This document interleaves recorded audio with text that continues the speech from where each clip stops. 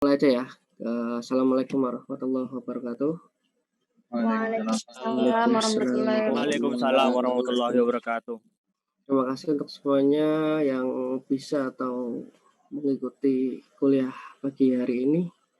Kita buka dengan bacaan Bismillahirrahmanirrahim. Kuliah hari ini masih membahas tentang dasar-dasar ekonometrika. Masuk ya share screen-nya ya. Ini definisi ekonometrika. Kita langsung masuk aja. Itu cabang ilmu yang mengaplikasikan metode-metode statistik dalam ilmu ekonomi. Jadi ekonometrika itu seperti metode yang membahas atau mengulik lah bahasanya tentang fenomena-fenomena ekonomi. Kalau kita ya berarti fenomena-fenomena manajemen khususnya di keuangan. Misal tentang bagaimana inflasi berhubungan dengan GDP kalau itu ekonomi. Manajemen keuangan ya bagaimana earning per share berpengaruh terhadap performance keuangan atau earning per share berpengaruh terhadap kinerja keuangan.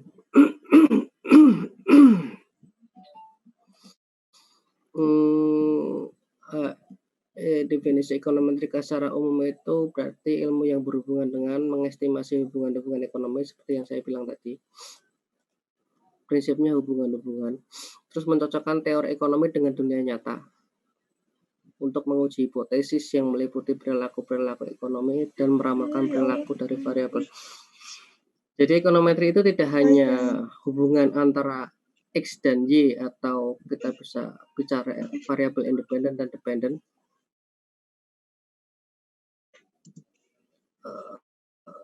Di mute semua dong.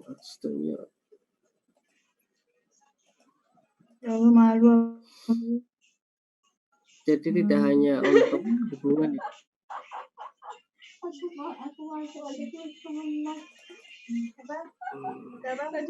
Terus kemana? Wah, aku kan. Dia, tolong dong Vidya. malah gosip dia. Gak apa-apa, kita dengarkan. Nanti aku enggak. Ada yang gibah ini. Mbak Vidya, tolong mic-nya, jangan lupa masih nyala loh.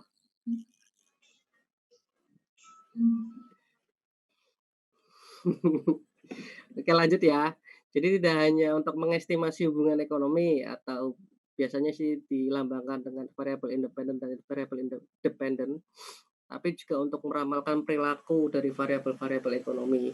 Jadi ini bahasanya forecasting. Misal ketika GDP tahun ini itu meningkat dan inflasi meningkat, bagaimana dengan tahun depan? Itu bisa kita hitung nanti untuk diramalkan bagaimana kondisi GDP ataupun inflasi di tahun kelima seperti itu. Jadi tidak hanya hubungan hipotesis A dan B atau X dan Y, tapi bisa juga untuk forecasting atau meramalkan perilaku ekonomi. Kita lanjut. Siapa ahli ekonometri itu? Jadi ini yang biasanya pakai ekonometrika. Seorang ekonom, seorang mathematician atau orang yang bergerak di atau yang menggunakan matematika, misal guru untuk meneliti, dosen, akuntan, bisa akuntan publik, apapun, statistik terapan, orang-orang yang bekerja di statistik, yang di lembaga statistik terapan maupun teoretis. Tujuan ekonometrika secara umum ini membuktikan atau menguji validitas teori-teori ekonomi, estimasi penaksir, peramalan. Ini masuk yang tadi ya. Jadi kalau S1 itu levelnya masih di sini. Ini bukan kesepakatannya, seperti budaya di Indonesia memang S1 hanya biasanya menguji validitas teori saja.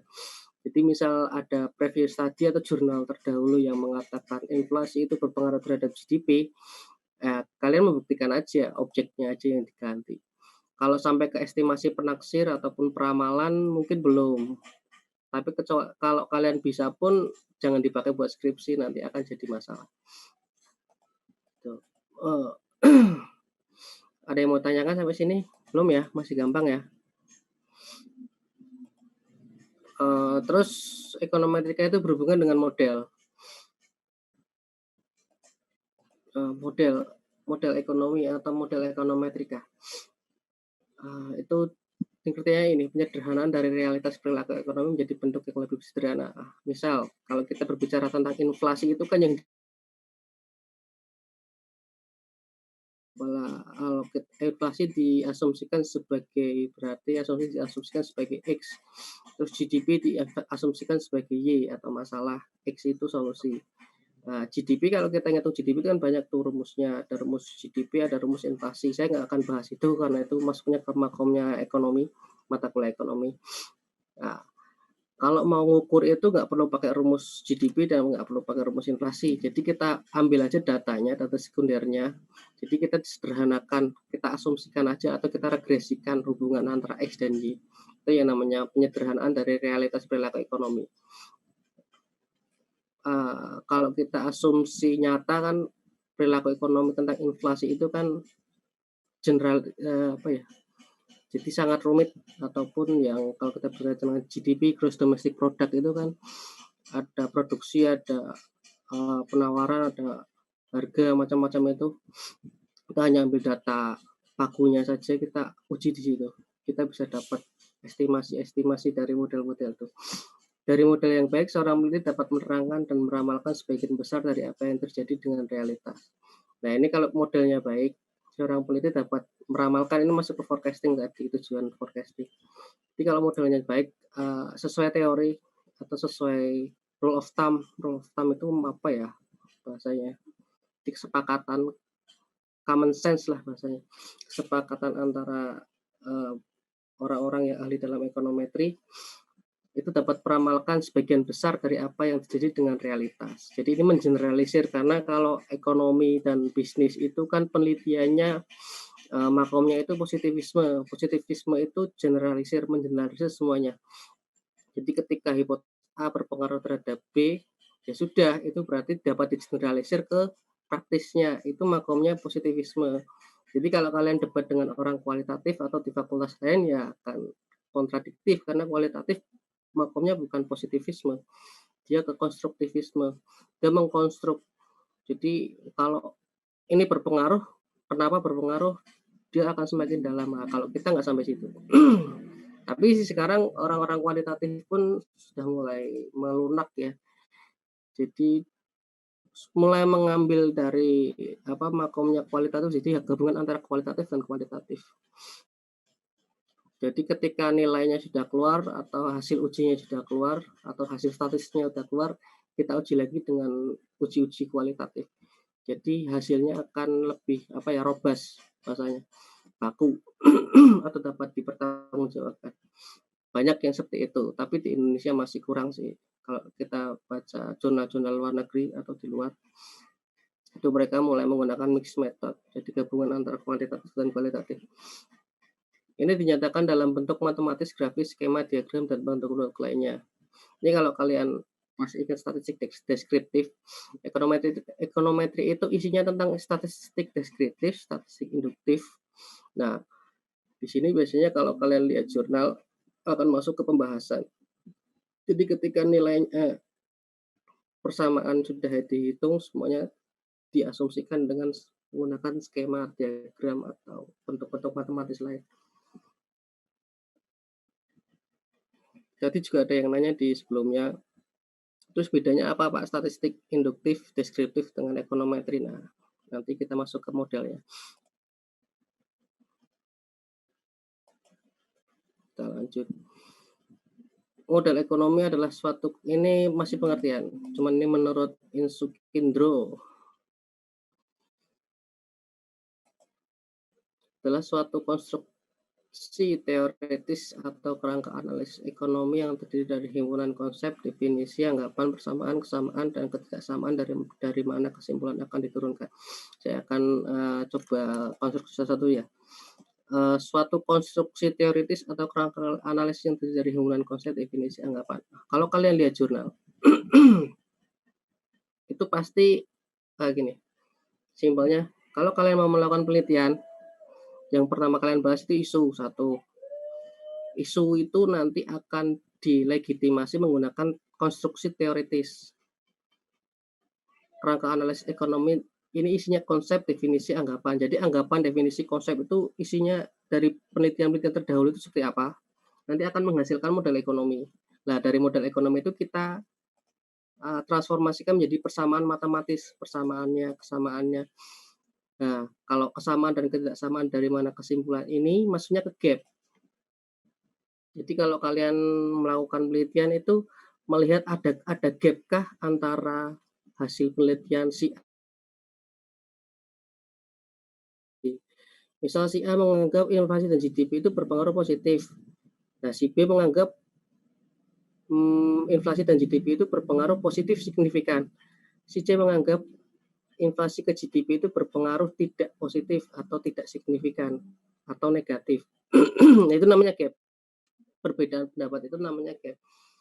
Jadi model ekonomi atau model ekonometrika itu dibangun dari itu. Satu teoritis, isinya itu konsep, definisi, anggapan dari penelitian terdahulu, terus hasilnya seperti apa, terus dibuat persamaan. Gap juga masuk di situ. Ada yang mau tanyakan sampai sini? Enggak ada, lanjut. Ini metodologi ekonometri. Masih sama yang kayak tadi ya. Pernyataan teori ekonomi atau hipotesis harus memiliki dasar teori dulu. Jadi kalau mau bangun hipotesis, itu harus punya teorinya. Ada klasik, Keynesian, atau New Classical, atau New Keynesian. Ini nggak perlu dibahas. Nanti. Spesifikasi model matematika yang menunjukkan hubungan yang deterministik antara variabel. Misal ketika Y itu sama dengan X1 ditambah X2. Jadi ketika masalah ini dapat urai ketika X1 ditambah X2 atau solusi 1 ditambah dengan solusi 2. Berarti ini artinya simultaneous atau berpengaruh simultan. X1 dan X2 berpengaruh simultan terhadap Y. Ini seperti ini. Yang paling gampang ya persamaan matematis. Jadi ekonometri itu seperti kita mikir dulu apa hipotesisnya, terus kita masukkan ke persamaannya, persamaan matematisnya. Makanya kalau kalian lihat jurnal-jurnal itu pasti ada persamaan-persamaan, misal kayak Y sama dengan beta 1, beta 0 ditambah atau dikali beta 1 kali beta 2 kali beta 3 kali epsilon 1.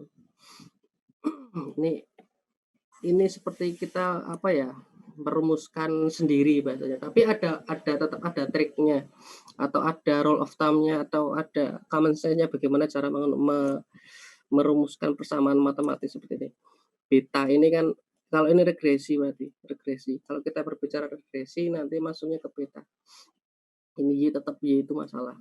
Jadi Y itu bagaimana cara menguraikannya itu dengan persamaan matematis ini. Nanti kita masuk ke situ, kita belum masuk ke situ. Ini masih teori-teori saja.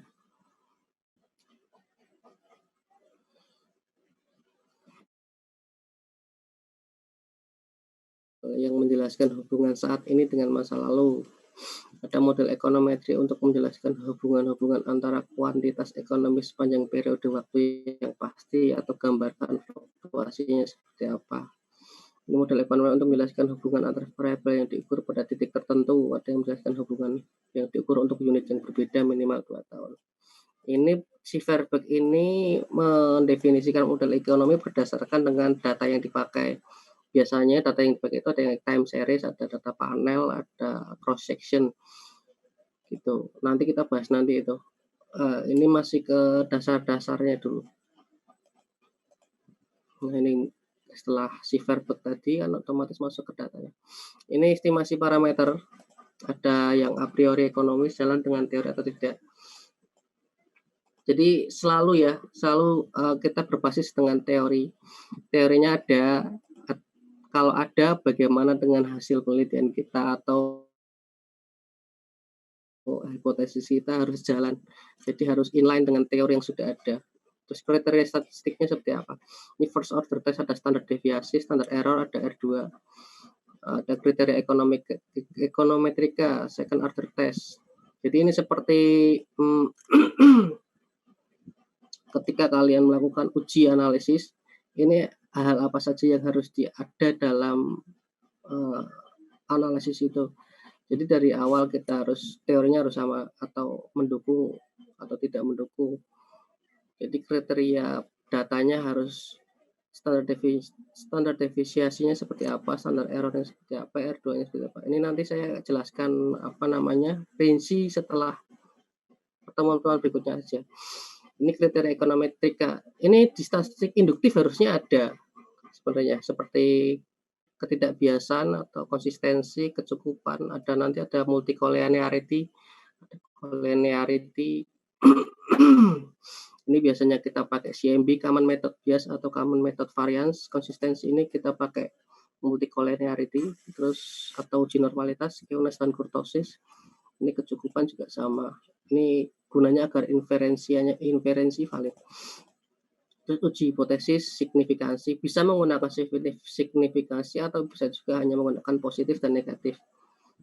Jadi misal inflasi berpengaruh positif terhadap GDP, atau inflasi berpengaruh positif signifikan terhadap GDP, atau inflasi berpengaruh signifikan terhadap GDP gitu. Namanya signifikansi. Biasanya signifikansi itu dihubungkan dengan probability. Probability itu kalau kalian masih ingat di statistik induktif ada 3, 0,05 atau 5%, 0,01 dan 0,001. Jadi semakin tinggi nilai signifikansinya, berarti semakin bagus hasil yang kalian peroleh. Ini forecasting masih. Terus menggunakan model atau control policy purpose. Ini biasanya ketika semuanya sudah terasumsikan, hasilnya sudah masuk, kita uji lagi dengan robustness test. Robustness test itu kita pengujian kedua, bahasanya kalau kita udah menguji dengan satu metode, kita uji lagi dengan metode lain, hasilnya sama atau enggak gitu. Ada yang mau tanyakan nggak sampai sini? Atau saya terlalu cepat? Enggak ada, saya lanjut. Berarti sudah paham semua. Nah, ini strukturnya.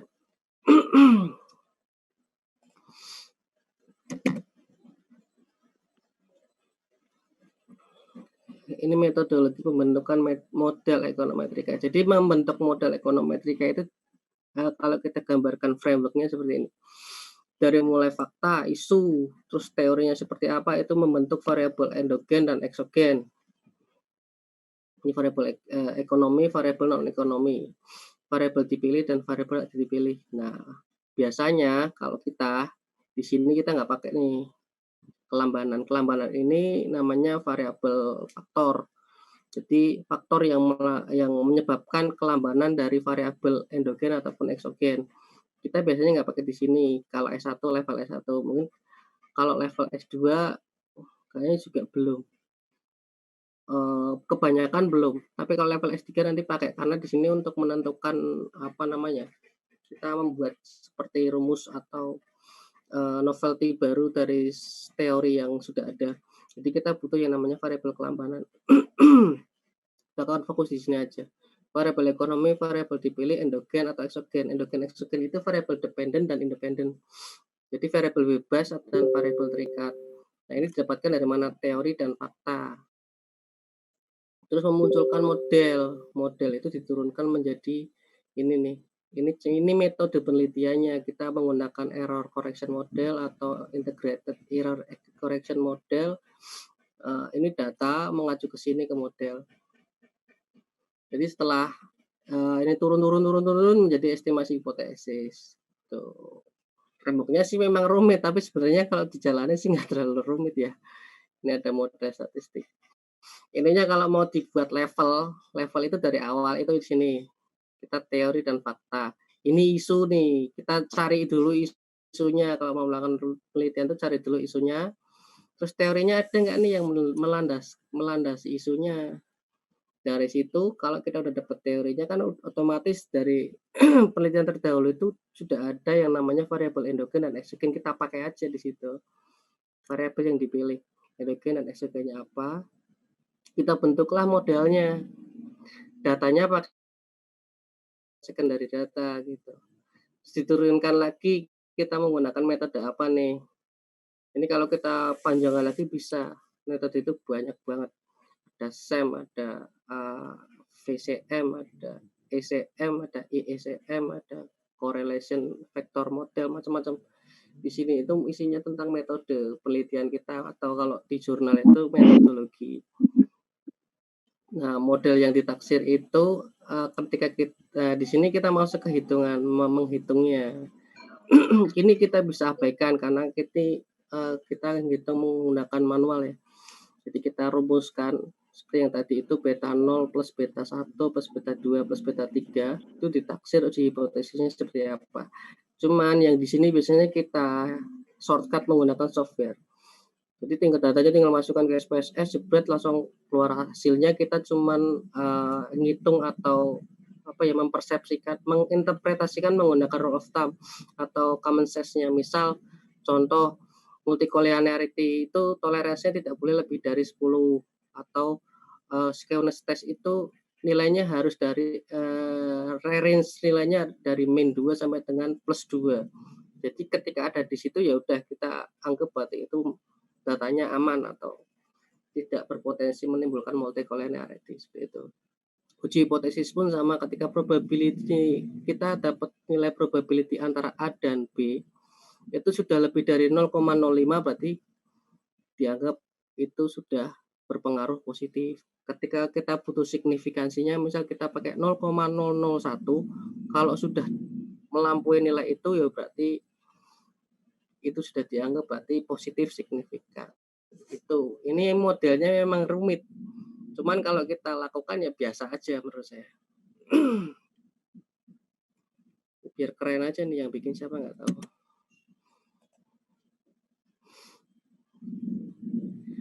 Terus ini permasalahan dalam pembentukan model ekonomi. Kalau kita bicara model ekonometrika itu ada yang linier, ada yang tidak linier. Kalau linier itu di tesnya menggunakan OLS, ordinary least square, atau linear in parameter. Bila parameternya tidak linier menggunakan non-linear least square. Jadi kalau statistik itu kan asumsinya harus linier. Kalau ekonometri sebaliknya. Jadi tidak harus linier, non-linear pun bisa. Linear itu ketika dia ada di satu garis yang sama. Misal kalau cukup gak ya zoom-nya ya? Apa namanya? Waktunya. Moga-moga cukup. Saya pakai yang murahan soalnya. Atau free.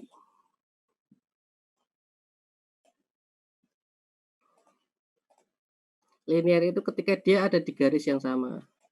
Ini yang kita anggap grafik ya. Ketika ini sumbu X, ini sumbu Y, jadi dia itu lurus ke kanan, berarti dia plus. Itu linear lah. Kalau kita berbicara tidak linear, belok-belok mana ya?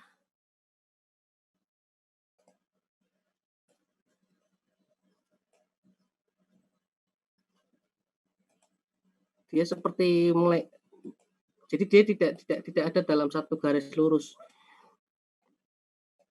Seperti itu. Misal, aduh.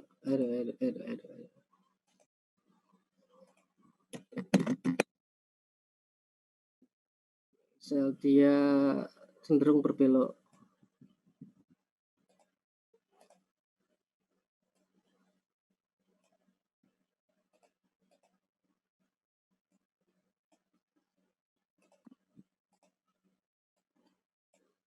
Nah, dia cenderung berbelok-belok.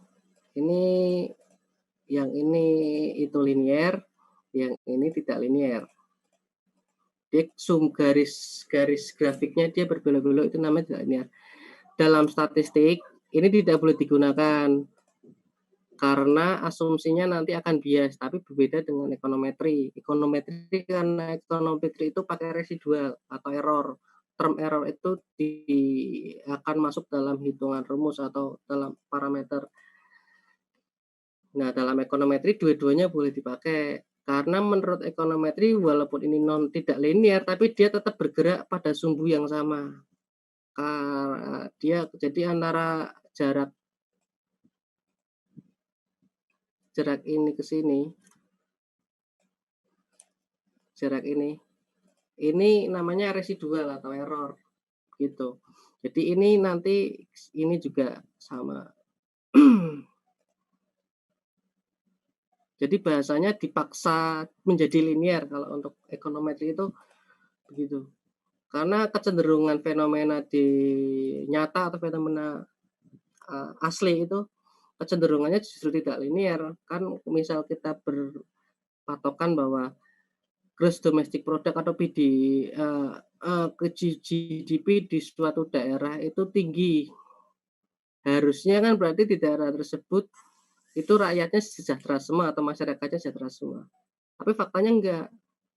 Di situ masih banyak yang non sejahtera. Nah, itu dalam ekonometri itu dianggap residual atau error.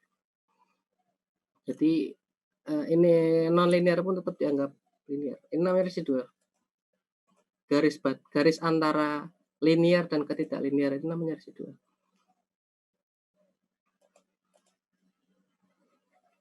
Ini jenis data yang biasa dipakai dalam ekonometri. Time series, cross section, panel. Cuman ini biasanya dipakai prodi ekonomi ya, ES biasanya dia pakai 3 ini. Dia masuknya ke secondary semua. Ada data sekunder kalau kita bisa pakai skala Likert atau data primer. Karena kita manajemen kan kita bisa kebanyakan ekonomi makro atau ekonomi pembangunan. Kita bisa masuk ekonomi mikro misal data keuangan, misal SDM, jumlah turnover SDM dalam suatu perusahaan berpengaruh terhadap ROA atau ROE atau kinerja keuangan. Kita pakai tiga-tiganya ROA, ROE, ROI. Itu kita bisa pakai primary data plus data cross section gitu. Atau kita full pakai primary data, misal kalian mau uji tentang misal iklan perbankan syariah beriklan menggunakan Instagram itu pengaruhnya gimana dengan penjualan mereka. Gitu. Itu pakainya primary data. Kalau manajemen saya lihat sih kebanyakan pakai itu nanti deskripsinya. Tapi ada juga menggunakan data 3 ini. Ini implikasi kuantitatif, kualitatif, struktur keamanan. Wah, running of time.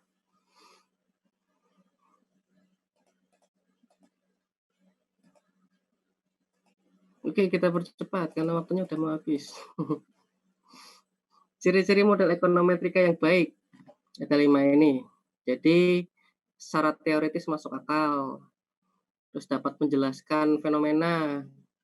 Taksirannya akurat atau estimasi parameternya akurat. Dapat meramalkan atau yang terakhir itu simplicity atau kesederhanaan. Jadi semakin sederhana itu justru semakin bagus karena dapat menyederhanakan fenomena yang kompleks. Ini keterbatasan ekonometrika.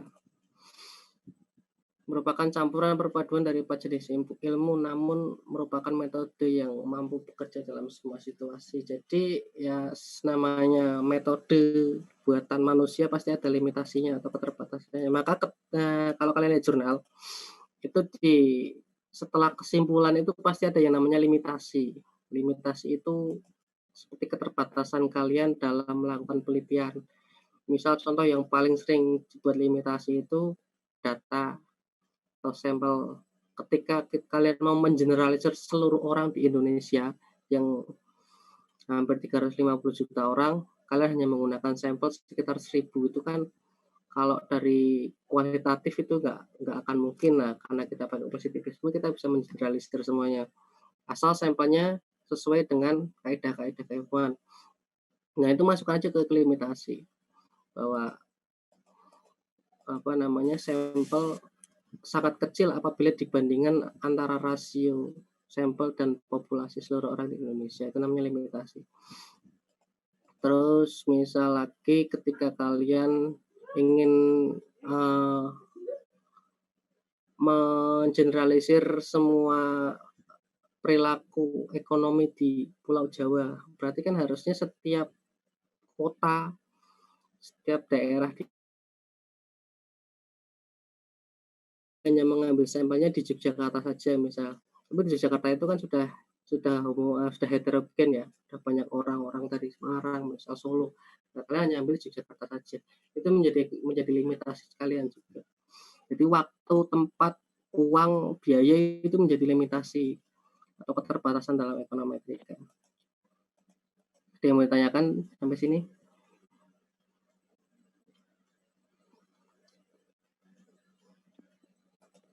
Masih gampang sih karena masih awal dasar-dasar dulu. Nanti next kita mulai. Oh iya, kalau ekonometri itu kan ada praktikum ekonometri nanti ternyata. Jadi saya kemungkinan nanti nggak terlalu masuk ke prakteknya. Jadi saya akan hanya masuk ke teori-teorinya saja. Mungkin hitung-hitungnya nanti setelah UTS. Karena nanti ada praktikum ekonometri. Takutnya nanti kalau kalian di sini sudah praktek, di sana praktek lagi. Mubazir. Apalagi nanti kalau berbeda pandangan antara saya